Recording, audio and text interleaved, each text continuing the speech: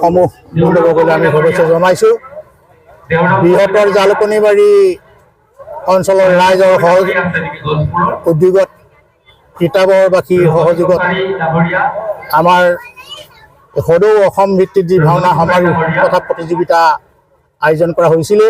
আজি এই প্ৰতিযোগিতাৰ আজি প্ৰথম দিন।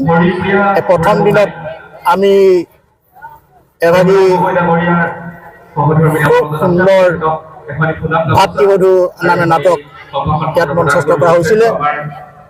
এইখিনিতে আমি অতিকে সুখী হৈছোঁ যে আজি যি নাট প্ৰদৰ্শন হৈছে তাত আমাৰ ৰাইজৰ যি উপস্থিতি, আমি এই উপস্থিতি সঁচাকৈ লাগিবলগীয়া। আমি খুবেই আনন্দিত হৈছোঁ। আজি যেনেধৰণে ৰাইজে আমাক আহি ইয়াত উপস্থিতি দি আমাক আপ্লুত কৰিলে, অদূৰ আগন্তুক এই 4টি দিন যাতে আমাক এনেধৰণেই সহযোগ আগবঢ়াই কৃতাৰ্থ কৰিব বুলি আমি সমূহ ৰাইজলৈ আহ্বান জনাওঁ।